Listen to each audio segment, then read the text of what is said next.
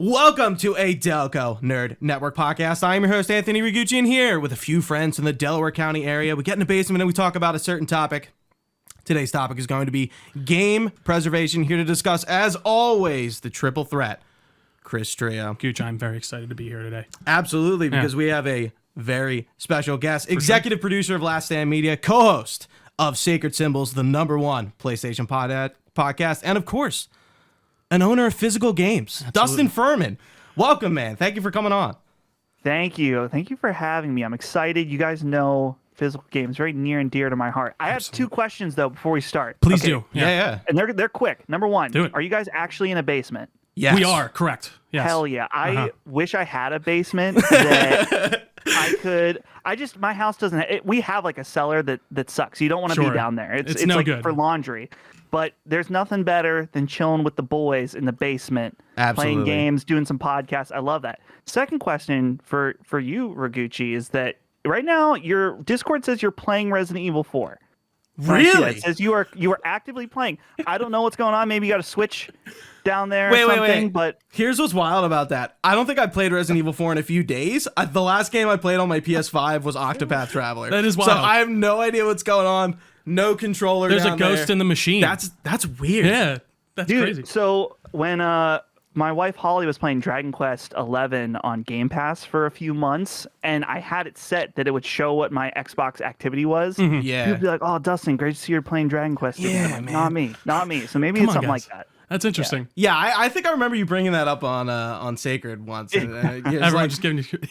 it's like Oh, man. especially like during work sometimes, and it's like you can see what I'm doing. And it's like, don't fucking judge me, man. No, it is true. We have people. Dude, I turned off all my Discord, like showing what I'm doing. Sure. I don't even like to show that I'm online anymore. And it's Yeah, not that I I can don't understand like. that. It's, some people, they just can't help but make a little quip about a certain game you're playing or whatever. It's like, just, leave me Kinda alone. ridiculous. If I'm playing something, I'll let you know. Absolutely. know. Can I just do my own thing and be left alone? For God's sake. Exactly. Yeah. Exactly. Now, the worst of it is when you're listening to Spotify and somebody decides to comment on what you're listening to on Spotify. Now that's a fucking nerd. That is a nerd. And not the good nerd that we welcome here. Yeah, like that. You're like, dude, get the fuck out of here. I'm listening to my like anime like soundtrack. You don't even know what this is. Like, It's just come all on. Japanese characters. Yeah. Yeah. Oh my God. Music might be the only thing that people are more judgmental about taste-wise than games, which is pretty impressive. But yeah, that would be a nightmare. No, it's true. I feel like movies are up there sometimes too, depending on what you like. But I Movies? agree. Yeah, with like judgmental. Okay, so Yeah. it's like you can see what people are watching. No, well, that would be Discord. I was another like, I didn't thing. know that. Oh my God, That's dicey. it is. Yeah. All right. Well, before we jump into it, usually we like to catch up on what we're doing, watching, playing, really Absolutely. whatever. It doesn't really have to be game related, but it normally is. And Dustin, we wanted to throw to you. What have you been doing, watching, playing, whatever you want to answer? Well, you guys lucked out because when you booked me for this, I didn't realize it was weekend 2 of Tears of the Kingdom. Oh my yeah. goodness. So I'm just joking now. That's really fun. But yeah, We're of taking up course- valuable time. I apologize. Well, so here's the thing, though. I straight up, I knew I had to do this. I was like, and not had. That makes it sound like I don't want to be here. Yeah, we forced him. I had this all planned out for my day, and then it was getting closer. I was playing right before this. When you messaged me, they're like, "Oh, we're almost ready to go." I was playing Tears of the Kingdom, and I'm having a great time. Let me tell you, it's one of those games that now. I usually am pretty good about going to bed at a reasonable time, but Sure. every once in a while there's certain games that come out that just throw that all out of whack. And so Tears of the Kingdom all the time for me right now. And then I guess if this is not just gaming, but watching, of course, you guys know this, but I'm also, of course, watching One Piece every day of my Fantastic. life, probably until I die at this point. But it's getting real special. No spoilers, of course, but we're nearly at the halfway point. I my think we goodness. just watched 491. And you said I think. you're averaging 2 a day. Yeah, 2 or 3 a day. Are they Fucking- 30-minute episodes, or are they? So it's kind of hard because there's a huge intro. Sure. There's like Right. the intro song, and then they'll do the recap, and then they'll have the episode, and then they'll have the preview. So it's maybe 18 minutes. Okay, all I right. would say maybe some more or less. Sometimes they drag things out or go quicker. That's But it? Really? I mean, I guess that makes sense with most like animated shows and stuff like that. Even like, I mean, One Piece is like I know it's an anime. Started I know, a while for ago. sure. Yeah.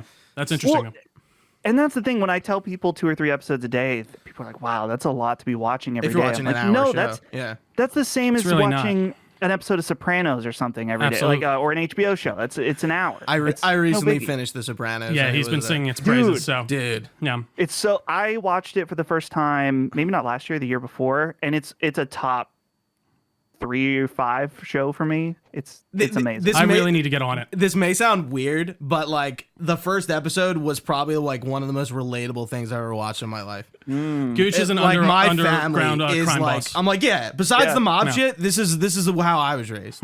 That first episode is so weird too, because they didn't have the tone quite yet. It almost plays like Tony's a comedy in some ways. narrating. Yeah, it's weird. Yeah. But that's about it for me. Just juggling Zelda and One Piece, and then my Metal Gear playthrough is on kind of pause right now because of Zelda. But other than that, I will say, just those. I don't mean to interrupt you. I'm sorry, but hearing No, you go for talk it. about Metal Gear has been very interesting as someone who knows like literally next to nothing about it. So it's actually kind of made As me I sit here and I'm I like, played let Metal me Gear tell you Solid. about Liquid I played Ocelot 5, and the but Guns of the Patriots. Yeah. absolutely. And I played that and I enjoyed it on a gameplay level. But I would love to actually go back and be able to experience all that. I know you were saying some of them are pretty hard to find. If only now, they right? were Or fucking just to play. accessible. What Yeah, a concept. Dude, we're definitely got to get into that. Yeah, but, for sure. You know, Metal Gear is like the cool guys Kingdom Hearts I like because it's just balls to the wall, crazy story. It barely makes sense. Sure. They vomit 15 minutes worth of lore on you every once in a Absolutely. while. So, you know, it's a fair comparison, I think. People didn't like that when I said that on Sacred. No, but I think it's true. As Fair a fan enough, of no. both, like you are, I'm just like, no, that's a fucking apt comparison.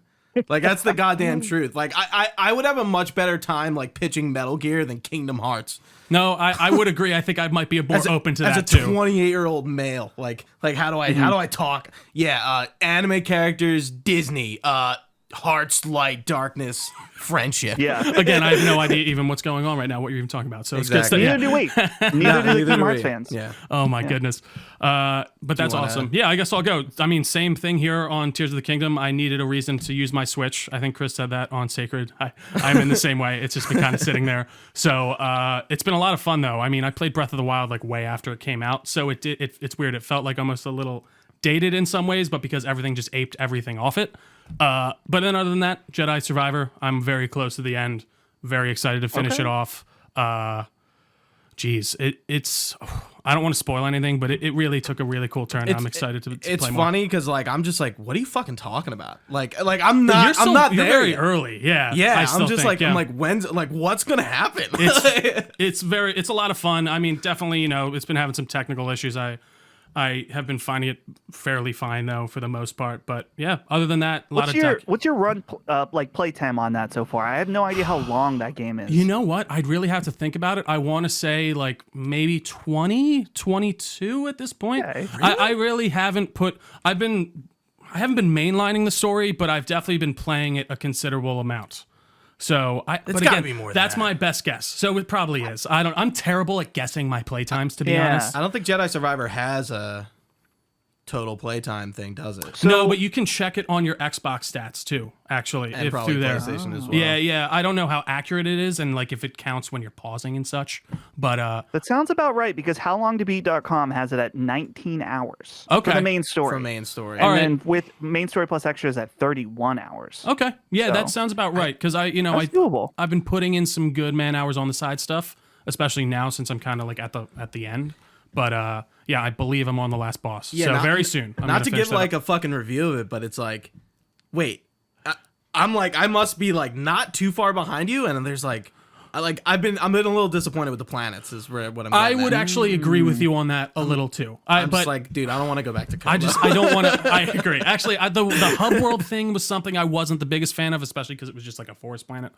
But I don't know. I think they really did kind of just take everything that worked in that first game and just made it so much better. By the end, you feel like a master Jedi, and I really appreciate it. I really like it. But what about you, Gooch? What have you been playing? Oh Watching, man, so many platinums and to talk about. Oh no. So I 100% are platinum.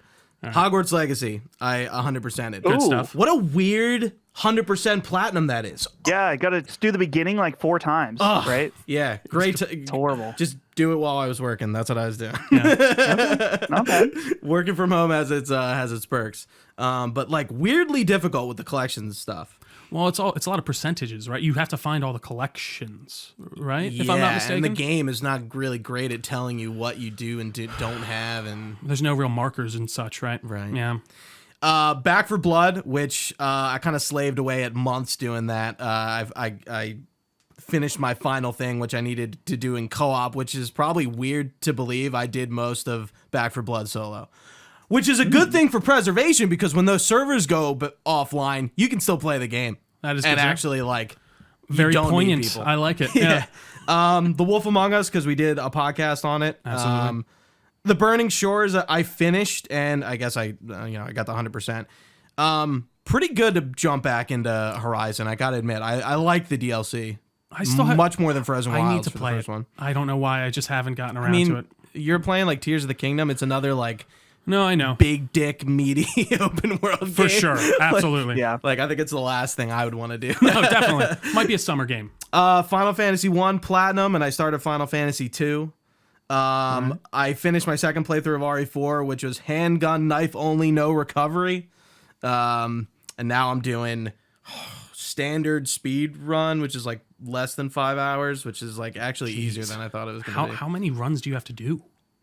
Oh, like 5, at like least 7? 5 or 6. Yeah. Jeez. Yeah. Dang. Gooch is an achievement whore, just letting you know.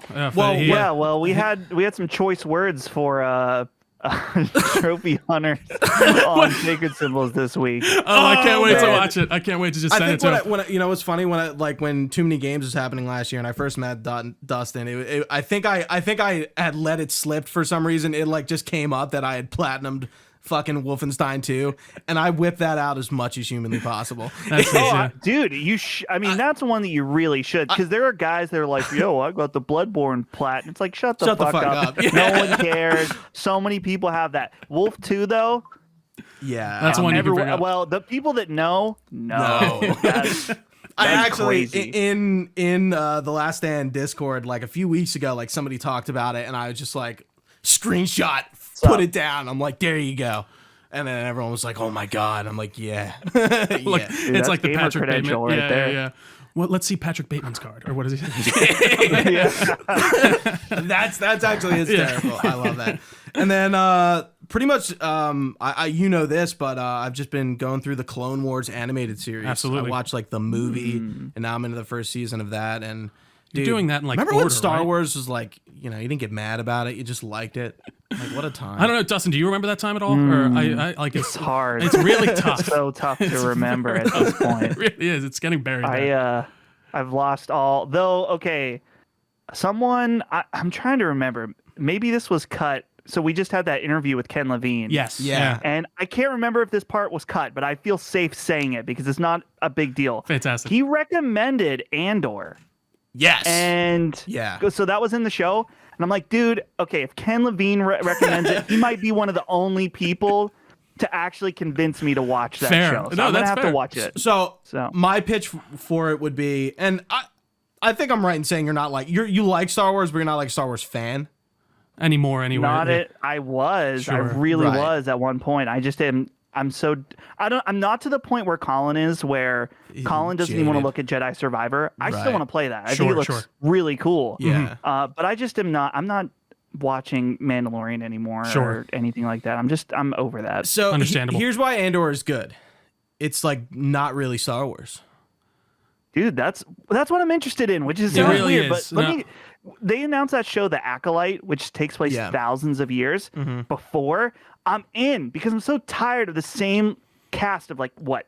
There's like 25 Star Wars characters that you Yeah. just rotate in And they just at keep popping 3 in and different time periods. I'm just like, let's move on. This world is so cool I enough. So agree. that show I'm really interested in. Well, and it's funny because we have this conversation all the time. They're just so stuck, especially because they're like, all right, we need to make sure it fits within these main points. If we stick to this timeline, that's obviously Right. going to limit you. But yeah, no, Andor, I can't recommend enough. It is really a character show. It's not. You're not there for the laser swords and the force and the pushing. You're there to watch these characters just kind of talk and interact. It's great. But yeah. Yeah, and it's short, obviously. Absolutely. And there's only one more season coming Yeah. after this, I believe. Yeah. So, yeah. Right. All right. We ready to get started, Yeah. boys? Intro us in. This is your topic. So yeah, this actually was brought up, Dustin, because there were you guys talked about it a little bit on the show, but there was this big snafu when we fought about it. we did. We had a real a full on argument about it because I'm like, no, you're wrong. So Jedi Survivor announced that you needed that DLC or that needed to download part of the game from the internet. It wasn't all on the disc, right? So Right. we were talking about this in the Discord, and everyone's like, well, why is this a big deal? That's how every game is. You need to be connected to the internet to download it from your disc. And I was like, no, that isn't true. Your game, unless stated otherwise, when you are given a disc for a game, it is all on it. You can play it from the disc without having an internet connection. Can I jump in? Yes. So my take on it was no. Thinking back on it, it is kind of odd that I kind of was like okay with this. I'm like from what I understood, because like every game requires you to download it, the disc is kind of like it has something on it. It's also the license to play the game, and it's downloading the majority of it from the cloud because every game you have to download. Sure. And there's no way if you're Call of Duty, there's like 200 gigs of a game on this disc. Mm-hmm. And like obviously like some games are easier to like, are like, I don't know, if a game's like 40 gigs, you could get away with it, but Sure. like most games are not. Yeah. And so I'm like thinking about it. I'm like, no, I'm like that's not like that with any game. Because that's what I was trying to break it down. They were like, well, this won't happen. Like you have to download every game. I'm like, well, no, that's not true. Because I was like, all right, this is what I'm going to do. I'm going to go home. I'm going to uninstall God of War Ragnarok from my PlayStation. I'm going to disconnect from the internet, and I'm going to put that disc in and download it and play it from the disc. I was able to do that. And then I still didn't kind of quite get everyone. But one of the main reasons that I like to buy physical games is because I like to have the option of downloading it without an internet connection anywhere. And that kind of just led down this whole thing of like also partly about preservation, and we want to keep those discs around. Also, we'll talk about disc rot and things like that, how that can affect it. But it kind of led into this whole thing of like, well, let's actually talk about some game preservation stuff because it would be interesting to dive into more of this stuff more deeply. But yeah, I really don't think that's as well known as we might assume. Like a lot of assumption, even like when I was seeing on Twitter, like when they announced it on the follow-up for Jedi, everyone was like, you have to download every game anyways, idiot. And I was like, that's just not true. So I don't know. Do you know anything about like how many gigabytes can we fit on a disc? I never even got the chance to look it up. You guys were talking about that, and I was looking it up, and the internet is widely all over the place. The information just does not seem to be out there, from what I can tell. Right. So to my understanding, and I'm doing a quick search, Sure. But the 4K, so it all has to do with how many layers are on the disc, and particularly the 4K Blu-ray. Got it. I'm pretty sure that the one the PS5 uses is 100 gigabytes, which this would make sense in the fact that Jedi Survivor is more than 100 gigs, which might be part of the reason why. Which that's also another question: is just why is that there's so much data? Right, This is an ongoing problem with Respawn games where they don't know how to compress audio or something like that. That is interesting. But so I think that's probably the reason why they did that, and it's probably also because I think that maybe Call of Duty was the same type of thing that. The game was over 100 gigs, which is part of the reason why they just made it be an unlock. Mm-hmm. And I think that I get it. Like, I get why they're doing it because they have the data on how many people are connected to the internet and how many people use these types of things, and that they're looking at it and be like, well, why wouldn't we do this? I think there's also something worth saying too, that I don't know if the PS5 or the Series X has the capabilities yet to do 2 discs, because that was the thing with the PS4. Red Dead, at least, stuff like that. Right? I'm trying to remember what Colin said. I haven't looked this up. I'm just going off what Colin said. Who knows if he's right? He's probably right. He knows this stuff. That Rockstar, when Red Dead Redemption 2 came out, went to Sony and was like, "Hey, we need you to implement a 2-disc system because this game's going to be too big." Sure. Right. So, and I'm not saying it's impossible. I'm sure they could figure it out. But it might be possible that the PS5 currently does not support having an install disc and a play disc. Interesting. Which really, I would imagine. I wouldn't be surprised. This is I'm not saying this with authority, but think about how lacking the PS5 was in features at launch, like basic stuff that you would think would be in there. Sure. It would make sense to me that that's a feature that they were thinking like, okay, we're giving people way more space on a 4K disc than a standard Blu-ray disc, and so we won't need to do that for a while. Gotcha. But now it feels like immediately. I guess these consoles have been out for 2 years now, but now we're at the point where we're having games regularly that are over 100 gigabytes. It's crazy. So eventually, I think it's possible that they could implement it, but I don't know. There's so many different ways to go with this, For sure. and this is where probably most famously on Sacred Symbols that we butt heads a little bit, not in a mean way, but like Colin and Chris are much more trusting of the system, that the system will always be around. For sure. And I think that Like the physical console. the OS, clouds, right, the cloud is always going to be there to download your games from. Okay. And I'm just like, I wouldn't be so sure. I agree. We're in a super new era, relatively, when you think about the gaming. That sure, we were getting downloads on PS3 and 360, but people weren't. It wasn't quite there yet. That was kind of the early era, and so now that we're in this new generation, I'm just like, I guess for now. I feel like we're safe for probably a few decades. I agree. But eventually, I don't know, these companies will eventually see diminishing returns. Like, we're keeping these servers up for less and less people because people just move on from games. And so I would love to think that everything's going to be available forever, but history has shown us that that is usually not the case. No, absolutely. And it's honestly a reason why the pandemic kind of trained me to not be a physical guy, because getting it to my house, getting out to just get to the shop when it was open was such a headache that I was just like, the shop, the mom and pop shop or the GameStop, to just get it was just such a headache. So I'm like, I'm just downloading off the internet. But now that we've kind of gotten out of that era, I was talking to Gooch about this, and I was like, no, I want to start buying my game physically again, for partly just to know that I can always download it off my disc, but also like what you guys were even saying on the show, like I can resell that. It's a physical thing that I have that I can always, have ownership over. And I think that's a big thing. And I know disc rot's a thing. I don't really know a ton about it. I don't know how long that takes. It's still like a pretty, I would say, newish concept. That's what I thought. Yeah. So, and I meant to look more into it before we got started here, but I know that can obviously be something that affects that disc, but that still won't happen for a while. And I agree. I have a bit of trust issues when it comes to the system, as you said. So I think it makes total sense. But we'll start off here, guys. I want to go around the table. We'll start with you, Dustin. Why do you think game preservation is or isn't important? I think you think it is, obviously, but I just put that in parentheses. For me, it's difficult because with any art form, there's always going to be an intersection of commerce and art, like craftsmanship or artists, whatever, arts and commerce.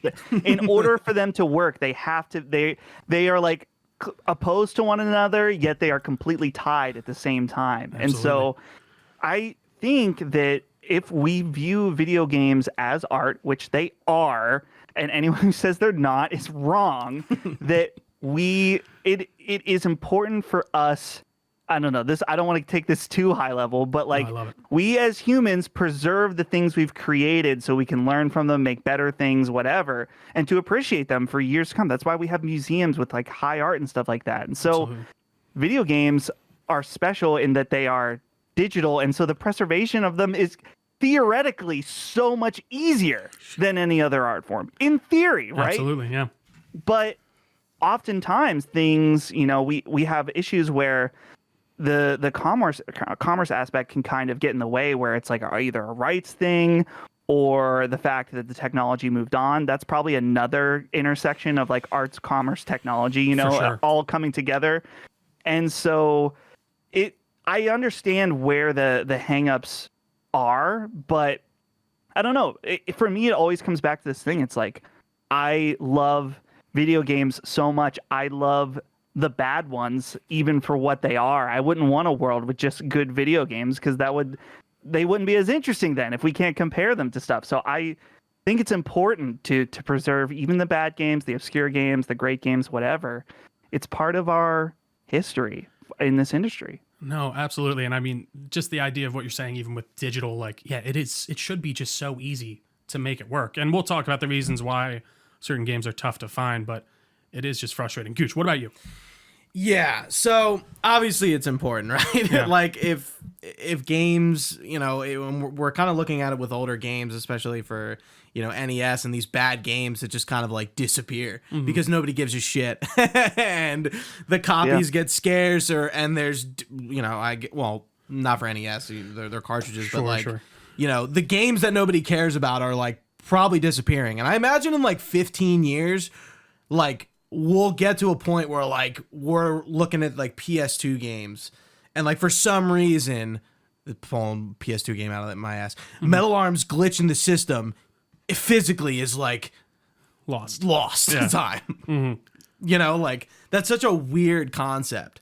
So I think this conversation has like 2 points of debate, which is in the physical versions but also in the digital versions. Sure. Because I'm like, okay, I would love a physical version of most of the games I have, but to know that a game is preserved digitally and it's accessible on current gen hardware, like I think kind of trumps it. Sure. And you kind of look at, we brought it up. I don't know if we were recording when we brought up Metal Gear. Metal Gear with just the entire series. It's like the best place to play it is on a PS3. Sure. But who the fuck has a PS3 kicking around that's like actually like works too? I mean you can play MGS5 on a PS3. I don't know why you'd want to do that, but you certainly can. So why is it so right? So why is it so hard for Konami to just, we don't need a fucking remake of MGS1. Why don't they just port it? Like it's same with MGS4, which is the worst one, like, not, is the one that's careful. stuck. No, not the worst Metal Gear. Words from people for saying that I said that it wasn't quite as good. There are some people. What is it about Metal Gear Solid 4 in that game? People die for that game. Dude, I like MGS4, but I didn't mean it was bad in like quality. I meant like it's just trapped on the PS3. Right. But good save. MGS4 is very like hotly debated. Was that the one that you were talking about, Dustin, where it has like the weird healing mechanic where you have to do everything by that's hand? MGS3. That was 3. Okay. Yeah. It's Kojima's like midlife crisis. I like to call it. Fantastic. and then Death Stranding came out. Yeah. I think he had another. But yeah, it's like, why is it so hard for Konami to put a franchise so many people love in one place? And you would think, like Dustin, like you were saying with the commerce aspect, like that would bring them in some cash, right? Or but I guess the idea is the balance. What's the balance there? Why like, is it so hard for Nintendo to port all their classic games, Earthbound, that kind of shit, the games that are like really trapped on old hardware? Like, why does Nintendo need to release that Mario collection and then take it away? Like, what does that do? I don't know, I don't, to be honest.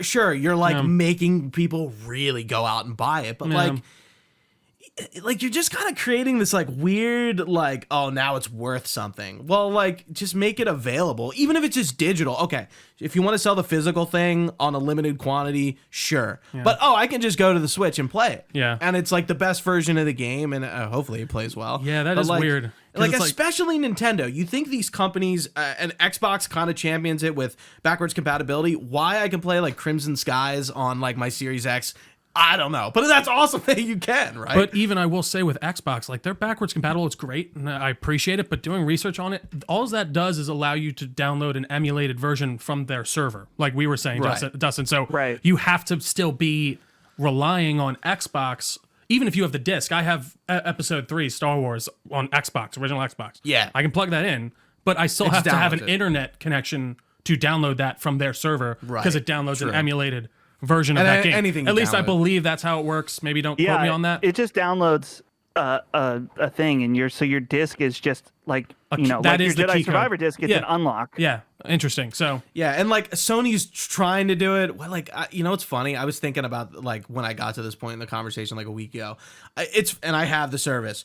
What the fuck is PlayStation's streaming thing called? I have it. I don't even know what the fucking name is. Is that still going? Like premium. Yeah, is it premium? Like I don't even know what it's called. And there's like 3 tiers. Like we know what we're talking about. But like, okay, it's great. I can play Sly, even the Sly collection that's locked on PS3. Sure. I can play that. Oh, yeah. Is it great? Fuck no. No, it's not. Oh, dude, it's so bad. Their streaming solution sucks. But at least I can play it. I know, but that's still it is interesting because that's I feel like where we're getting into the issue of like why aren't you just unlocking? Like if it is that easy, why aren't they or I guess with PlayStation 3 games that's a big issue, right? Was taking that over. Yeah. So I don't know, but yeah, for me, I don't know. When it comes to preservation, mine might just be a little selfish. I just want to be able to play games in like 10 years. I want to be able to make sure. Concept. I know, like in 20 years, and I do just not want to have to rely on these Microsoft, PlayStation, their servers always being there. I guess I'm with Colin and Chris a little bit in the way of like, I really would be surprised if that happened, but at the same time, I don't know. I don't trust a lot of companies like that. I feel like they'll do whatever in their best interest commercially. So I don't know. I really would just be able to always like to download these games somehow, whether it be like, I know this is asking a lot, like some type of third-party service where you can transfer your purchases over to. Again, that would never happen. That would be too optimal, but I don't know. So let's move on to the reasons why some games apparently are very tough to find. So we talked about copyright and issues and licensing issues. So games that face challenges in complex licensing agreements, they might be removed from distribution platforms, can result in delisting in marketplaces, obviously. Do you guys know any like really notable examples of this that came out recently? I do have some down here for sure. But so because of licenses? Yeah, because I know the original one right in the back of my mind. The original GTAs I know are really tough you can't buy them digitally, at least the original editions, because a lot of their music is copyrighted. So I know this didn't happen yet. Mm-hmm. Rock Band and Guitar Hero is going to be interesting when that fucking happens inevitably, or maybe it already has. I think it has on certain things. But like I feel like we would have heard about it. Like those games are all music based. So like, what happens when the copyrights are up for those and the licensing? titles? Yeah, I really wouldn't know how that works. To be honest, that's a very interesting question though. I'm sure there's something when they're licensing those things out where it's like, obviously you can't have a deal that goes indefinitely, but I'd assume it's a pretty lengthy one. But I really don't know. Yeah. Dustin, it's usually music, like you said. You mentioned Grand Theft Auto. I was just searching because I was trying to remember some examples, and this is crazy to me. So you're seeing me react in real time. But do you guys remember that game Fuser from Harmonix? Yeah, it sounds very familiar. Did it come out after Rock Band game, or was it before? So this wasn't that long ago, because what's crazy is that I previewed this game at PAX, either PAX 2019. I think, or maybe 2018, but I think it might have been 2019.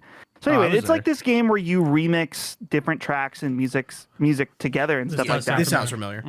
And to my understanding is that at this point, they had made copyright or figured out how to sign copyright agreements to work in the digital era where they didn't need to do any of this kind of stuff. Interesting. But I'm just reading now. I didn't know this. On December 3rd, Rock Paper Shotgun posted an article that they delisted the game in 2020. So it was barely even, it was on sale for like maybe 2 years. But yeah, I'm guessing there was a licensing thing or something like that. But maybe Harmonix, because this went down, but for the most part, they've been really good about Rock Band. That's because what I thought, those DLC songs that I bought on Xbox 360 when I was in high school, I can still, for the most part, go download. Absolutely. Okay. Awesome. Yeah. Interesting. Yeah. No, I feel like you'd have to, especially with a game like that, you have to work out something like that where this is entirely music based. So I feel like that could run into some issues. But yeah, some other reasons are are regional availability. I don't know how prevalent that one is. I was kind of Googling around and seeing like what were kind of some major reasons that I think you around. probably get a lot of Japanese titles. Yeah. Like, some like weird shit. Well, and I know certain games are banned. Yeah, absolutely. Some games are banned in other countries, right? Like you guys were talking about like Saudi Arabia just said one game isn't going to release there, or it was a pretty notable game. Yeah, Final Fantasy 16. Yeah. So I don't know, and I know you guys were saying you can import that and stuff still, but yeah, that can always run into some issues. And then obviously, I think a big one is outdated tech. You obviously run into that majorly with those PlayStation games. I feel like I hear you guys talk about it all the time on the show too, and I'm the same way. Like, how have we not invested the time into just figuring that out? Like, how hard is that? I mean, it must be insane. Obviously, I don't know technical issues at all. I'm not a techie guy when it comes to how consoles work, but it just blows my mind some of those games that are stuck on that generation. That I guess we can play through Xbox in some places, but I mean, those PlayStation exclusives are right. Tough. It's like MGS4. It's exclusive. And there's a to bring up MGS the MGS HD collection got taken off the stores. That's pretty famous, and you guys have talked about it. We've talked about it before. It's because of the archival footage in MGS3 that they did not review the copyright. Still down off the store. Still can't buy it. So hold on, let's talk about this for a second. This is really important. This is, I think, one of the core arguments about this is that when that went down, Konami said, "Oh, don't worry, we're gonna bring it back soon." That was like a year ago. Yeah, Yep. Maybe more than that. I can't remember when. I'm so glad I bought it right before I bought it digitally when they said they were gonna take it down because it was $5. Oh, yeah, man. I have it digitally. Yeah, Yeah, but dude, it's like, oh, we're gonna bring it. We're gonna bring it back. It's Yeah. like, are you? Yeah. Are you really? Because it's been a long time now, and that's the thing. That's where this The remake. trust in the system. This is the reason why. That for reasons like this, because I Completely remember on Sacred Symbols when it happened, Colin was like, "Oh yeah, they'll bring it back." yeah. Where's that? Where Colin? is it? Yeah, And yeah. then- Where is it? Well, and like I was just saying, I Oh, thought man. you were gonna say, it's like, oh, now everyone's like, well, they haven't brought it back because of the remake, and it's like, I think now we're just like stirring this fucking pot. Like we're just trying to figure out why they wouldn't have brought this beloved franchise collection back to storefronts, and it's just like It is weird, but you can still download it. You guys are saying, right? Like since you purchased it before it was taken down, you will owe it. Okay. Yeah, and But obviously that is physically. still insane. Like I don't understand. And I still think one of the weirdest things I heard you guys talk about, or at least Colin, was how they did try to implement. GameStop was trying to implement like digital rentals, which I was like, It was used digital sales. that's right. Okay. Yeah. Like I don't. nothing worse. Oh, you know what? Maybe we can use NFTs for that. No, I'm kidding. You guys mentioned that too. But yeah, it is kind of wild. But yeah, disc rot, I did want to look into more, but that just seems like something that obviously your discs will break down after so many years, I guess, is the idea. I don't know how prevalent that is obviously yet because we don't really have many super old CDs. I mean, I guess we have old CD-ROMs and stuff now, but you know, we just are kind of getting out of the Blu-ray era. Go ahead, Dustin. Yeah, the disc thing is really interesting to me, and I know a tiny bit about this from my old job. Where in my old job, doing video production stuff, we did DVD duplication for people, and it was important that we always clarified that it was duplication because there's a difference between CD replication and duplication. Interesting. Replication uses a burned disc and puts little ink dots with a laser with the code in it. Okay. And replication uses an actual physical imprint on the metal part of a disc. Got it. And so I would imagine that the discs that we're buying when you buy a game from a store or whatever is the replication. So it's a more long lasting than in theory an ink based one or whatever. Maybe it's not ink. That's probably not the right word, but you guys, you know what I mean. I know. I But totally understand. Yeah. Some type of marcation or mark. I wonder, I'm very curious about disc rot as well because I don't know if I've ever experienced it with any of my old games. Sure. My PS1 games, all of them are totally fine, and those are the oldest discs I have. What's funny is I do have one game that I think has disc rot, but I don't really know why, and it's my copy of Rock Band 3 for 360. You were just playing it too much, Dustin. I get it. It's understandable. I what did a- too. what a I mean, dude, weird I was game. playing that game all the time. Yeah. But when I look at the disc, I'm going to have to pull it out and see if I can get a picture of it. Yeah. There's a weird spot in the disc where it looks weird. It's not scratched up, but there's something that went weird with it over the years, and it doesn't really work anymore. So I don't know. like it a could just warp? be a fringe Yeah, case. like what? I'm really gonna pick your brain here. Like, yeah, what is it? What does it look like? Is it just like discolored or yeah? There's a spot in the disc that looks slightly different. Okay. Like discolored. So I'll Interesting. see if I can get a picture of it. But Oh, that'd be interesting. It's Yeah. weird, and that's the only time I've ever experienced anything like that. Like I have scratched games that don't work quite as well, but course. I'm curious if people are actually concerned about disc rot. I'm sure it can make sense. Everything deteriorates, Right. period, no matter what. So I would imagine that it could be a problem, Well, but I just It Yeah, was just good. funny. I'm sorry to interrupt, but it was just funny because I was seeing this all online. Like people were like, "Yeah, well, what happens when the disc rots?" I'm like, I feel like I only see people bringing this up when they want to be like, "Well, fuck your physical games," and I'm like, "Okay, I guess so." But it is interesting because that's why I didn't actually even really have it on here, but I kept in these last couple days seeing people kind of bring it up. So I was like, And if- I did want to at least talk about If it a you're little like bit. taking care of your games, and when I even say that, I mean just like on a shelf, not in a crawl space Yeah. in a dark, dank dingy room. Yeah. Yeah. Like I think your game is probably like pretty well preserved. Absolutely. But like I'm sure people are like unearthing discs that haven't seen the light of day in 30 years and like they're really fucked up, and like okay, like that makes sense. But like just like if you were to put physical pictures or a book, no, like, absolutely. Of course it's going to be fucked up. Like Dustin said, everything's going to deteriorate. So like it's just a matter of time, and I feel like we'd hear more about like larger cases of it. Maybe, I don't know. I just, again, like I said, I feel like I only hear it when people are like, stupid physical games, it'll disc rot. I'm like, okay, it's fine. It'll disc rot. But yeah, so those were kind of some of the reasons that you probably won't be able to find something, and that's why we probably should preserve some things. So talking about some notable games that are tough to find, I just kind of threw this into the old Google. I don't know a ton about these guys. I definitely know some names, but we're starting off with Mega Man Legends 2, which was released on the PlayStation in 2000. Due to licensing issues and the developers closing, the game was never re-released digitally, making it challenging to find and play outside owning the original disc. So it's on PS1? Correct. Dustin, you know anything about this? I have that. You do? Yeah. I actually bought that from another listener at TooManyGames last year? Wow. That's so funny. I was looking at a copy at a stand and it was $175, and I'm like, that is too much for me. That's too real. That we're By the talking way, about I know this. my brother started. He knows nothing about video games. I love him, but he started buying a bunch of old video games and stuff to like invest in. I'm like, no, Tom, you're driving it all up. You're driving it all up. Yeah. What are you doing? No, yeah. But we don't want people like him. Get out. Absolutely, get away. But yeah, I happened to buy that game because I loved that game as a kid. I owned it. Well, I don't know if it was me or my one really good, my uncle that I played games with all the time, who's just a little older than me. We played that game all the time. And yeah, now it ends up being a super rare game that, I mean, it's not... I'm curious. I'm always curious about like copies and stuff because it's a rare, well-known game. There's two types of rare. There's like... It's rare, it's in demand because people knew about it. Right. And then there's stuff like Atlas games on the PS1 or before, even if you like Atlas games on Sega.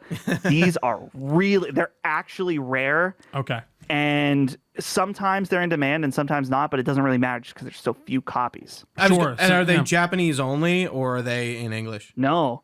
I'm trying to think like some of the Atlas games on PlayStation. I mean, a prime example that people know about now is Persona 1 and 2 on PS1. Mm-hmm. No one gave a fuck about these old Persona games at the time until, Persona 3, 4, and now 5, of course. Now they're huge but Atlas games. I remember I was at a video game store a few weeks ago and I saw I don't remember what it was called, but it was an Atlas game on Sega, and it was like $200 or $300. Jesus. Just because there were these niche RPGs that they were porting over for a very limited audience at that time. And so it's not only was it a smaller pool of just people playing games in general, but then they were RPG gamers and stuff like that. So yeah, that definitely will drive up the price. No, absolutely. And I mean, I do think even just when there's so little of something, and obviously then people are like, well, we want that. I read this whole article online one time, it was like years ago, but it was talking about the state things have to get to before they're like incredibly valuable. Like they have to be so devalued to the point where like people are just throwing them in the trash. But then finally for something, it's like the Superman #1 comic. Like no one thought to ever keep one of those, but then someone found one in their closet and it's worth $1 million. So it is just interesting how collections work like that and what ends up being worth something. Yeah, and it probably takes like nowadays an article or a headline about a rare game and then people like get on it and then it just drives up the price. Again, you got people because everyone just gets aware because like I love my brother, but he's just jumping in there because he sees like, oh, this is worth something. I'm like, come on, man, you're driving it all up. What are you doing? But he's got a really nice PlayStation 2 and some old Madden games, which have been actually fun to play. So either way, next up we got The Legend of Zelda 4 Swords Adventure, a multiplayer focused Zelda game released on GameCube in 2004. It required multiple Game Boy Advance handhelds to play with friends. And the requirements of the additional hardware obviously made it hard to experience this game, and a lot of people just didn't hang on to it. And I don't think it's very easy to find digitally. You can't play it single player. I don't think so, as far as I'm that's understanding. Pretty wild. Yeah, and you need Game Boys to play it, which again, peripheral stuff is always interesting. Yeah, doesn't the GameCube have like a bunch of weird like slot-on things that you there's the Game Boy player and then there's the Game Boy adapter too. I've never used the Game Boy adapter where I think there was that connected with like the WarioWare game. Interesting. And then also Final Fantasy Crystal Chronicles, I think used it. So lots of weird stuff on that. And are those expensive? Those, So- like the player and stuff? I think if you wanted a full setup, it would be pretty expensive. I just looked now. Four Swords is not that bad on price charting. Right now, it's sitting at $95 approximately, which, I mean, for GameCube stuff, it's Pretty good. Not, I mean, you're looking at like Paper Mario: 1,000 Year Door is $100 right now. Yeah, but I was gonna say, what's why are GameCube games expensive? so GameCube, in my best theory on why GameCube in particular is so hot right now, is that there's people that are our age, Right. that are late 20s, early 30s that grew up with GameCube stuff. And right now, Nintendo is more popular than ever. And so and people I think realize like these games are still really good. And then in addition to that, and this isn't a slight at all towards different YouTubers, but think about Scott the Woz, who gets millions and millions of hits, and he loves GameCube and does a lot of GameCube stuff, and not just him. There's other developers, or not developers, YouTubers that when they make content on things like this, the price shoots up. In fact, I'm not totally sure. I know Scott the Woz did a GameCube video in the last year. I'm wondering if you can see the price charting average As go he's doing up them, when he released a video. I would not doubt it, because It makes sense. dude, there's examples of this, like Nick Robinson, who is a YouTuber that does a lot of gaming stuff. The guy who was at Rev 3? That Nick Yes, Robinson? yeah. Okay. He did a video about that Xbox game. It's not Scalebound, but for some reason I want to say Scalebound. Scalebound's the one that got canceled, right? That Xbox exclusive. It's the game that Phantom Dust. Oh. Do you guys remember this game? Yeah. Yes. He did a video about Phantom Dust, and the price for the game went through the roof. It wasn't no one cared about Phantom Dust. Not even when they announced the remake or the reboot. What weren't they doing something? Was I wrong? Yeah, I don't remember, to be honest. they released it for free, and they were gonna do a new reboot or something like that. okay. Yeah, this was like a few years ago, like not that long ago, maybe like 2015, 2014, something like that. Yeah. Let me look here. Okay, so this is really interesting to me. In June of 2022, the CIB copy was $15 for this game.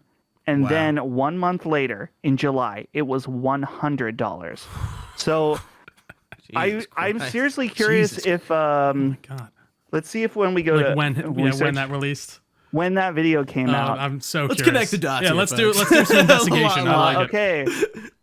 He 10 months ago did a video, Nick Robinson. Okay. Xbox's Forgotten Masterpiece, and it's Phantom Dust. Mm-hmm. And so wait, 10 months ago, premiered July 1st, 2021 or 2020. Was this 2021? Oh no. Yeah, July 1st, 2022. Okay. So that lines right up then? Is what we're just saying? Or It directly lines up. So like back to my my goodness. thing about like a headline.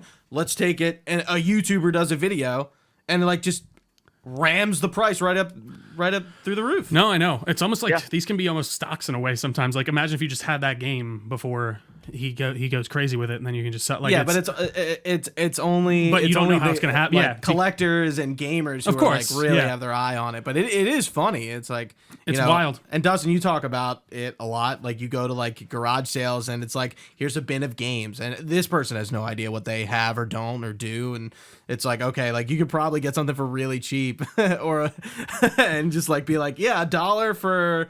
Whatever, and there's actually like a $50 game. It's like you're in luck. I actually have a question for you, Dustin. Have you ever gotten has anyone ever handed you a game and been like $2 and you're like, that's like, wait, I feel bad like paying you this? Or are you just like, nah, I don't care. Give me that. Like that's like, has there ever been one that they've handed you where you're like, I can't just give you $2 for this? Like I feel bad. Because I know So- collectibles can be tough. One guy talked me out of buying a collectible actually when we were at Comic-Con forget like that. years ago. But never forget that. Oh my god, that was crazy. Sorry. Honestly, I've not even been in that situation really that often. The biggest example was I found a guy that was selling a bunch of PS1 games for $1 a piece, and so I got Final Fantasy VII for $1. Nice. Which is pretty. That's like don't get me wrong. That's a great score. Sure. It's like normally I think Final Fantasy VII is like a $40 or like $30. $50 Yeah. game. So not that's pretty good. Sure. But that's not enough to make me feel guilty. No, that's that makes not total sense. life-changing money, or that's Absolutely. not a few $100, whatever. But I don't know. I'm so mixed about this in that I think a lot of times when people are selling stuff that cheap or something like that, they're just they might not even care. They're just like, I'm just trying to get rid of this stuff. If someone goes and flips it, then more power to them. Absolutely. But I'm not going to do that. Gotcha, you know what I mean? gotcha. So I don't know. I think that I've seen examples of every once in a while I'll watch on YouTube guys that go to yard sales, whether it's gaming or not, where someone bought this huge binder of sports cards. And he's like, yeah, give me $100 for that. And the guy was like, here, I'm giving you $300 because it's worth a lot more than that. And I think that's cool. For sure. You know, I don't think it's necessary as long as, the parties agree. You never want someone who's trying to pull one over on somebody. Yeah. That's always the thing for me. And dude, that's a thing. I know we're slightly off topic. It's okay.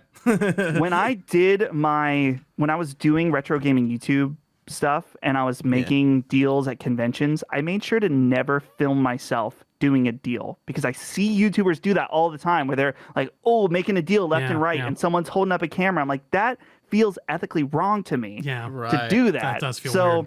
I think that's part of it too. You gotta, be respectful. Getting deals is fine. Just don't try to pull one off on the grandma. That's No, absolutely. It's not right. No, that makes sense. And it's always just curious when you're dealing with deals like that where you're just one person or another. It's like, I'll give you this, I'll give you that. So it's very curious. But all right, next up we got I think this is a big one. I really don't know much about this, but I feel like it's a game I hear mentioned all the time. Suikoden 2. Would that be a big? Yeah, that's what I thought. I don't know much, I but heard you guys mention this a lot. So released for the. I have it right. If you on my video We'll zoom in, where my finger is, it's right there. Fantastic. But yeah, original. Dude, oh, please go ahead, Dustin. Oh, sorry. Yeah, I don't want to interrupt you. But it's a really expensive game that I really, really wanted, but I refused to spend. At the time, I think it was $350 for that game. Oh my god. So what I did was I realized I had. When it came out, I got Xenoblade Chronicles 2 Special Edition on a price error at Target for $60 for the Special Edition. I don't know what happened. Sure. I played it, and I barely touched Special Edition. I didn't really like the game, and I held on to it for years just because I don't know what to do with this. Sure. Right. It was worth $350 later on. Wow. So I sold that and then bought Suikoden 2 with the money because it's the only way I could justify it in that it was just money in, money out. No, that makes sense. I feel like Right. I do that with a lot of purchases. You need to make yourself feel a little bit good about it in some way. Right. Yeah. Just spending $350 out of my own pocket would have felt, I don't know. I don't think I could do that. But No, absolutely.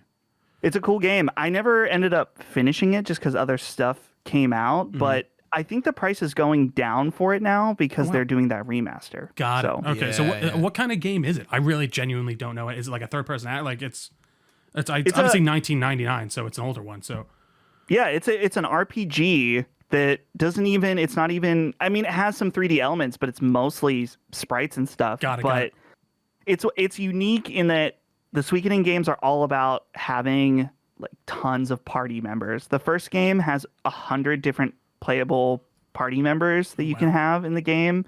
And that's the second one is all about that. And also it has a big like base building element where you could come back and build a base and stuff like that. So yeah, it's a really cool game. I really do want to get back to it, but right now everything is so busy with new releases and stuff. But too many games. dude, it's a neat one and definitely one of the more expensive ones. all right, cool. And then they're doing a remake. You guys said, or a re-release, or was that? Yeah.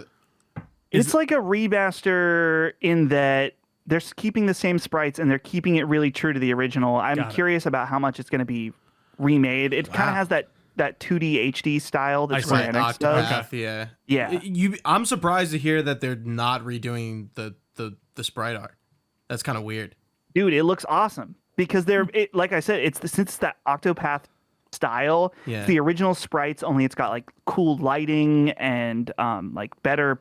Some of the backgrounds were 3D, which I think looked cool at the time, but now they're kind of look a little more dated. So what we've seen of that trailer when they announced it looked very cool and respectful to the original WoW modernizing. Yeah. All right, that's always cool to hear. Nothing's worse than when you just see like a remake or something come out and you don't even understand what's happening. I guess they kind of Right. did. Like GTA. Yeah, GTA. Well, Yeah. Oh, yeah, I don't want to talk about that. Anyways, next up we have Snatcher, which was developed by Hideo Kojima, of course. This was a cyberpunk adventure game released for the Sega CD in 1994. Due to its limited availability and the Sega CD's niche audience, it has become a rare sought-after game, making it difficult to find and play legally. So Gooch, you know, Gooch is our resident Hideo Kojima fanboy. So I feel like this is the issue with Police Knots in a way too, but a little bit different because like Police Knots was never localized, so any localization of it is a fan translation and emulated. Okay. So like Police Knots is the same thing. You can't play it on current day hardware, but it's a Hideo Kojima game, so you better believe people want to fucking play it. Absolutely. And it's pretty cool. Yeah. Same with Police Knots. They're like, you know, what are they like? Point and click adventure games. Okay. Pretty much. I would love to see Kojima do a game like that. By the way, like a smaller point and click game that would be fucking wild on the level that he is now. But yeah, so like again, it's a really like it's a well-known game. People know what Snatcher and Police Knots are. You kind of would think Konami, at least at some point, would have been like, why don't we just like put this out digitally and like rake some money in? I don't really understand. Like they know people are illegally emulating their games, and Nintendo knows this too. So you think they would like just cash in and just make the game available for people to play. So one, you have official version. Two, maybe it's remastered kind of nicely. It doesn't need to be a remake, but maybe it just looks better. It's HD. Cool, great. And then make a little money on the side. Like, why is that so hard? Yeah, it does. Yeah. Please go. You would think. I think it probably has to do with Konami's bone to pick with Kojima, that they're just like, no, they don't even want to acknowledge him at all at this point. But you always think, I mean, money speaks louder than anything else. Absolutely. But even back in the day, you know? Like, yeah. Dude, this game, I just realized, looked out, I didn't know this. It's $1,200. Yeah. That on makes sense Sega to me CD. with them. Yeah. I don't know how it's. But again, so like it's probably expensive because then you have to have like it's not a Genesis game. No, it's right? Sega CD. So, like, so you have apparently, to which have was that niche. fucking thing. Yeah. So I don't know how big that was even in the back in the day.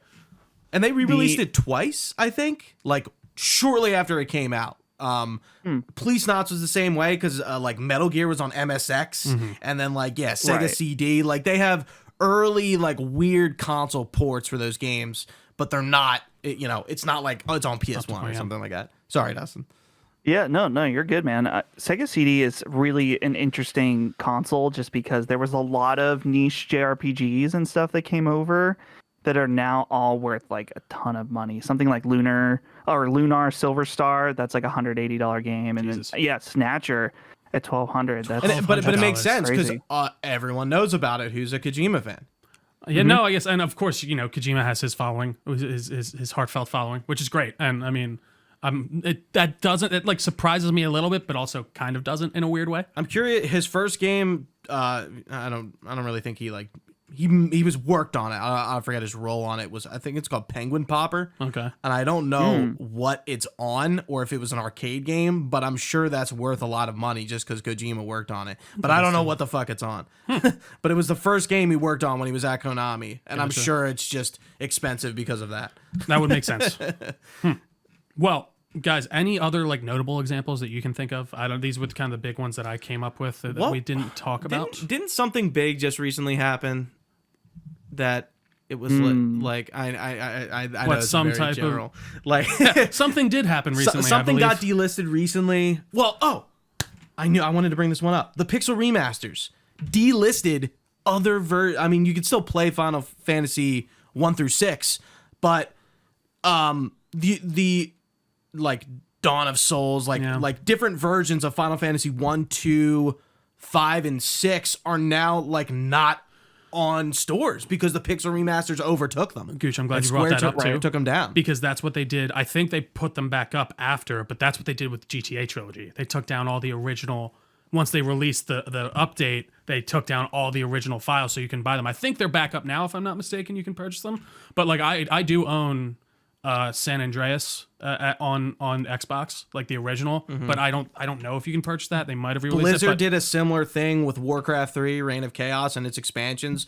Reforged terrible, yeah. just took it over. It's like, oh, like you can't play the original Warcraft 3 anymore. You have to play the remaster, and that was like a horrible game. I remember, like, I don't even really remember why. I don't know if it ran badly, but it was just like not really well received, just like everything Blizzard puts out these days. So hopefully Diablo 4 will change it around. But like the last few games they put out, and I think like the first one to start it was that Warcraft 3 remaster, and it was just like, yeah, like, well, you took away the original game. Why? people, what are you doing? Like, I have it physically. So if you have it physically, you're good. But That is like, interesting. it was available digitally on Battle.net. Again, it's the system. It's the man. No, I'm kidding. What about you, Dustin? Anything that we might have missed? Yeah, I'm trying to think. I know recently, because I knew that there was something, and this is more small scale, but Sure. Nintendo has taken down, they have been doing these cool, really awesome small scale battle royale games with, I think it was, like, there's Tetris 99 and there's Pac-Man 99. Forgot about Pac-Man 99 going down. Really? That it will no longer be available. Wow. I don't know when exactly. I had it up a second ago, but so that and the Mario version, which I think was like Mario 30 something, 32, 30, Mario 35, I think is what it was. That's been delisted, and that was super cool. But yeah, it's one of those things that's just like, especially, you think about these digital games with the 3DS eShop and the Wii U shop, that a lot of those games were never ported over to anything and just have died recently. The death of all these games that were only on those two systems, and now that the eShop's gone on both of them, it's just totally gone. And yeah, you will be able to re-download them, I think, for a certain amount of time. But look at the Wii. There was a time when you couldn't purchase anymore, but you could re-download, and now you can't do that either. Yeah, they're just that's gone. wild. I feel like I didn't. I mean, maybe I just wasn't in the right circles, but I feel like when the 3DS store went down, like of course I heard about it right initially, but I feel like I should have heard about it more. Like people, like, again, maybe it's because I'm not a Nintendo gamer, so I wouldn't be like really, like, my ear wouldn't be to the ground with Nintendo shit. But I just feel like they're real. Like, I wish I heard somebody like really getting up in arms about this, about Nintendo doing this, because if anyone probably needs to hear shit like that, it's Nintendo. Yeah, no, that makes sense. And I will say another kind of perfect example of like why this could be an issue. It's a bit of a sidebar, but is this shit we're seeing with a lot of the streaming services where they're just pulling down shows to not have to pay licensing fees and stuff like that. Like, I know HBO Max pulled down a ton of their animation. Disney's pulling off a ton of their shows so they just don't have to pay. Like, obviously that's not like one-to-one with video games, but like, who, like Dustin was saying earlier, what happens when these companies are like, well, this isn't really profitable to keep this going anymore, so yeah, like, how am I going to watch the Halo show when Paramount Plus inevitably closes the seminal stores? Halo show? Like, Yes. How? Like, it's true. a great show. Well, and a lot of even those things don't exist on physical media, which is frustrating. Thankfully, that hasn't happened yet totally with games, but I mean, we are seeing games being released without any physical release now, right? In certain respects. Right. So, well, and we've talked Amnesia the about Bunker. Kojima a lot. That's coming out in a few days. A famous Kojima thing with PT on the Silent Hills demo, just totally delisted, can't download it. You just sprinkled some salt in the wound. He sold his PS4 with fucking PT on it like an idiot. Dang it. Listen, I didn't go ahead. I think there might be a way that you can get PT on PS5 back on a. Maybe not on PS5. I think there probably is a way somewhere, but I think there's a way you can like trick a server to re-download it. Interesting. Yeah. Yeah, I just was like, because if I have to sell that PlayStation, I would have to sell my profile too, right? And isn't like I will like because I. Oh wait, you still have? No, it's gone. It's gone. But if I were, because I was thinking about it, because I was just like, I don't know, I'd have to give them my profile too, right? Like if I were to sell it, because they'd have to. And there's a ton of games and stuff on that, and I don't know. I needed the money. It was terrible. I wish I kept it, but it's what it is. I mean, definitely one of my, speaking of like giving things away, and I genuinely mean this. One of my biggest regrets in my life, selling my PS2 collection, selling my 360 collection. we all have been course, there. yeah. I needed money for the Xbox One, so I traded in all my 360 games. And when I was a kid, I'm on a 360. I don't need these PS2 games anymore. Like, and sure, I could get that collection, but dude, I had like MLB 2K5, like a game that I don't care at all about, but like weird games that I probably like didn't even remember I have, and I'm like, yeah, it wouldn't be the same. Like I couldn't tell you like what weird like random games I had that I probably wouldn't be able to recall unless I like just looked at my collection. No, absolutely. And that's kind of the danger, like you're saying. And it's so true. I did the same thing. I gave my Xbox and all my old Xbox games and just got the money and got the new system. Wish I didn't do that. But yeah, because once I started listening to Sacred, like Dustin, you kind of like turned me on into being like more like aware. Like I've always bought games physical, always, but listening to you and Maddie over on Duke and his channel, I was like, yeah, like why? Like I think I just became more of aware of the niche around buying games, and like that I wasn't just in before because I didn't hear anybody talking about it and nobody in my circles was talking about it. And then I'm listening to you and Maddie talk about it, and I'm like, yeah, why don't I buy these games? Like, why have I never thought about like these older games that I just want? Maybe I can do that. Maybe Yeah. I don't even play it, but like I just want to have it. Sure. Like, why haven't I not thought about doing this? And it really kind of like kickstarted me like literally last year to like just kind of like buy games physically, older stuff, retro definitely games. him. And yeah, even stuff modern that I'm like, I have Wolfenstein 1 digital on PS4. I'm gonna have to get a physical copy of that at some point. Sure. Yeah. So Yeah, dude, it's fun collecting. I mean, it's you got to be careful because I do see people, and I am guilty of this 100%, is that you see collectors that buy stuff just to. How about this?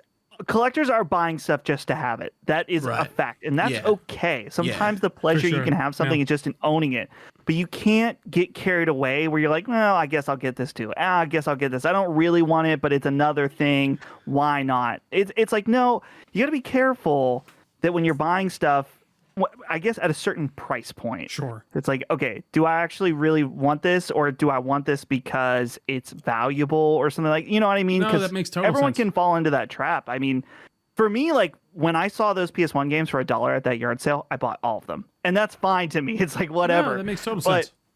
there's other games where, oh, this game is a good deal. I don't know anything about it, or I'm not a fan of it, but it's $40 instead of $80, so I should buy it. It's like, no, it doesn't make sense for you to buy that. Yeah. I've done that before where I bought, it actually wasn't that long ago, I bought Wild Arms 2 because it was a good deal. I've never played a Wild Arms game, and I spent like $40 or $50 on it, and it sat on my shelf this whole time. I'm like, why did I?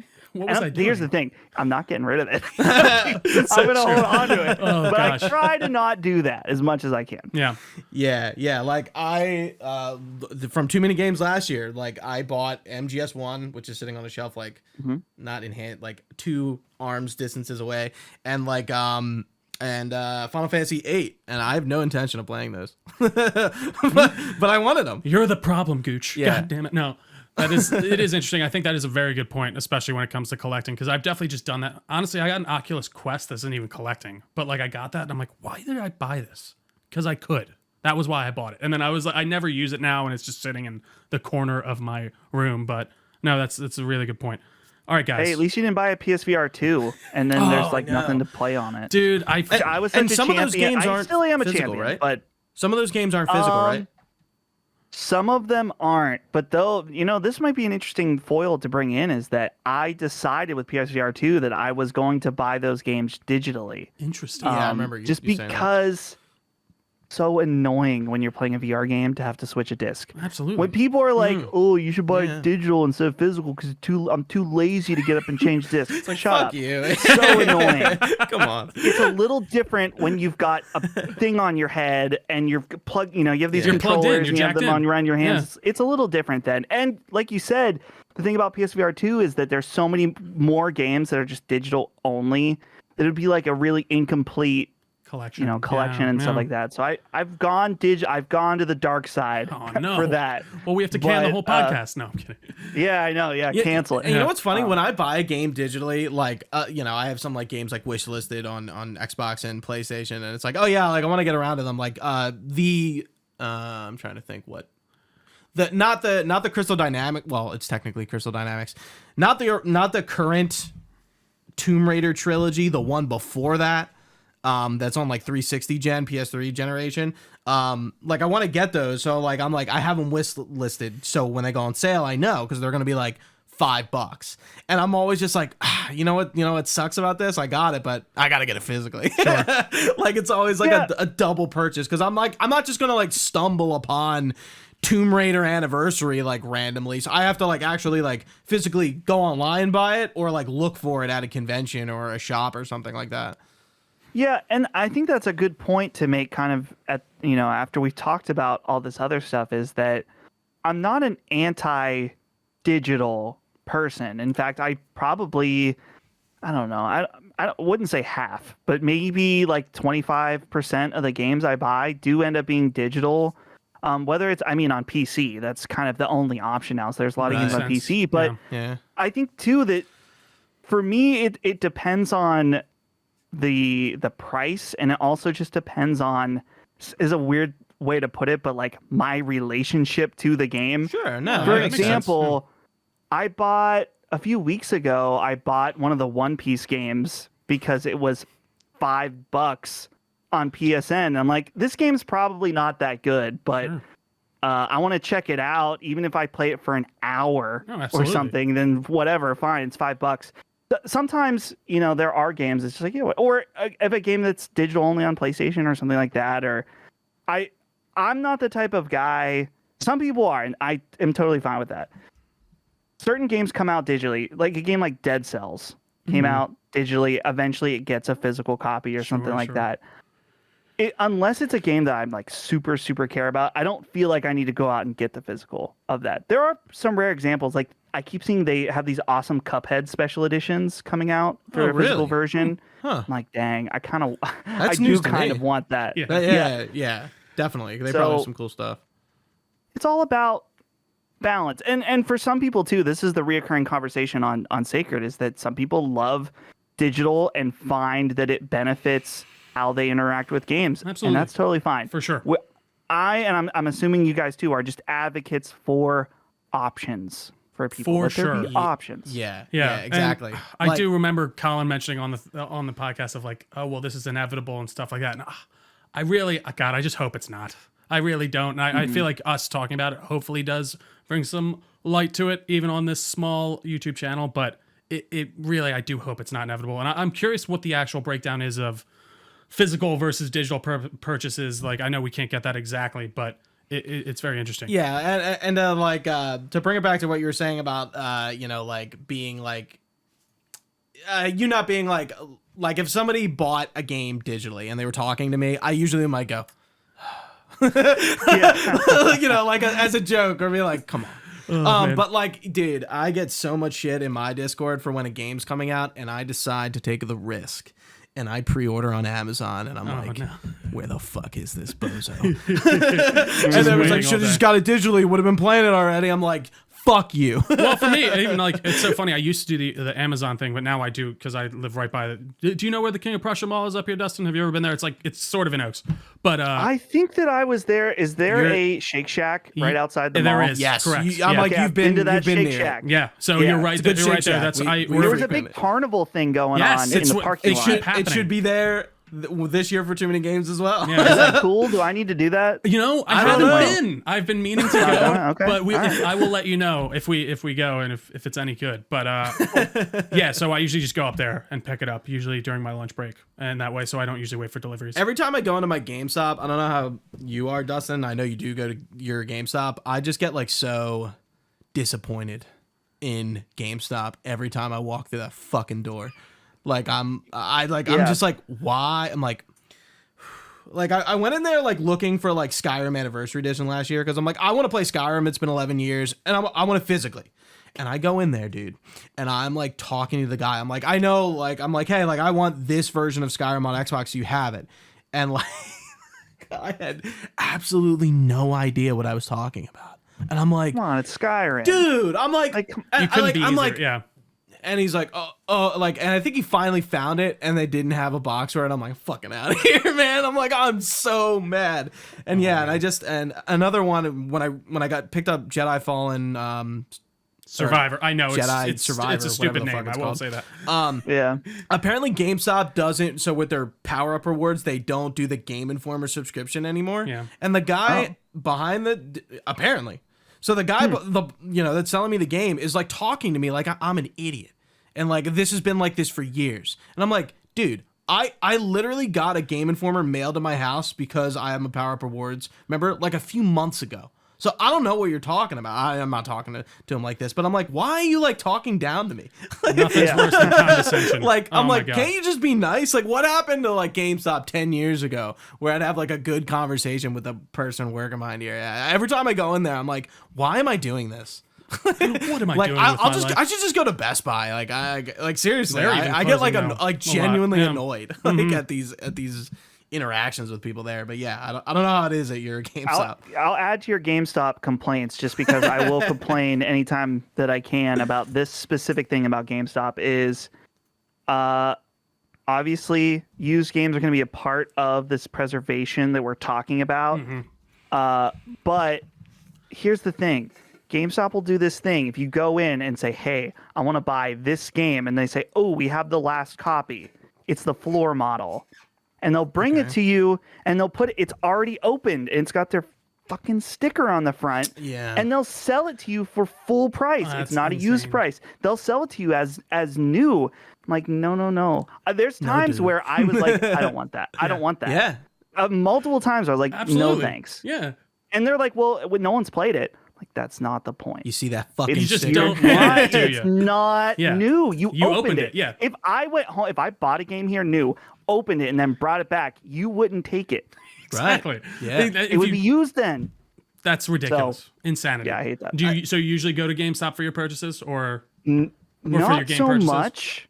Right now, my go-to place is Target. Okay. Because I do the same. Target, actually. Do tell. dude, get the red card, you get 5% off. Yeah. So All that's right. always why. I need to look That's into my that. thing. It's dicey though, particularly now. And this even was the problem at GameStop too, is that, and I you guys probably heard this on Sacred, but I wanted to get the Hogwarts Legacy Deluxe Edition so I could play it early. You had this Nowhere problem, had right? I it. had the same exact issue. Nowhere I think had it. I followed up your tweet. I was like, it was the same for me or something. But Yeah, nowhere had it. So dude, that is the only That's game weird. I think so far this generation that I could have bought physically, but I broke and I bought it digitally, thinking I do want to own this game someday. Mm-hmm. I'm gonna wait till I can get it for $10 or $15, No, that and makes then sense. I'll put it on my shelf or whatever. absolutely. All right, guys. Well, I was gonna say before we wrap it up, Yeah. because Yeah. you're gonna like officially outro. Yeah. Dustin, I did want you to give you an opportunity to like plug the platform, what you're doing, and also talk about Too Many Games because that's really relevant to us Oh, since yeah, it's yeah, like yeah. 20 We're right minutes here. away. You guys gonna be there? I Are you will. Gooch will. I'm unfortunately will. going to be down the shore that weekend, so I sadly will not Dang be able to it. make it. I'm very upset. Actually, I cried about it for an hour last night. No. Yeah, you Damn. talked about Sacred Symbols a bunch, but if you wanted to plug Sure. what you're doing over at Last Stand, please do so. What am I not doing over at Last Stand? Last Stand is a podcast, Patreon, network, whatever. We offer everything now with a PlayStation show, an Xbox show, and a brand new launched Nintendo show we started doing called Punching Up that I'm really excited about. Congrats on that, by the way. That's awesome. Thank you. Yeah. It's been really cool to finally do that. And so, yeah, all of our podcasts are available everywhere on YouTube and podcast services, and then of course Patreon is where we mainly do all of our bonus stuff and early access and stuff like that. And then you brought up Too Many Games, which is super exciting. Yeah. Me and another host at Last Stand, Dagan, which you guys know, are Yeah. going to be doing a panel at Too Many Games. And so, yeah, I don't know what day of Too Many Games it's going to be on yet. They haven't told me yet. Gotcha. It's funny because people keep asking me on Twitter, like, what day? What's what going days? on? I'm like, Yeah. they're like, oh, give us a hint. I'm like, I don't know. I can't There's give no you a hint, hint to even if I give. wanted to. Yeah. There's no hint. So That's awesome that you guys. You said you submitted for the panel, and they were like, "Nah, fuck that. Why don't you guys be guests? Like that's Yeah. awesome." That is awesome. It's really cool. I've never done anything like that before, and so I'm on a page that also has like David Hayter on it. Yeah, I was like, yes. That is Yeah, pretty I was wild. looking at it, and it's like That is wild. I posted on Last Stand Discord. It was like, like everyone's prices for like autographs, and then it's you and Dagan free. I'm like, it better be fucking free. Dude, the guys from the that show, the Nintendo podcast, is like Bob Wolf and the guy, his YouTube channel is Beat 'em Ups. They're also free. Yeah. So it seems like the content creators are just there. I mean, here's the thing: the cool ones here, they're like, no, I'm not going to charge someone for Absolutely. a photograph or a signature or something like that. No disrespect to David Hayter or anything. No, like not. They gotta make their bag. And Absolutely, I get it. I mean, for sure. they're very much more in demand at a thing like that than someone like me. Yes. So Just possibly. but yeah, so dude, here's the thing: you gotta guys hit me up. I'm thinking that brewery we went to last year would be a nice Do it spot again?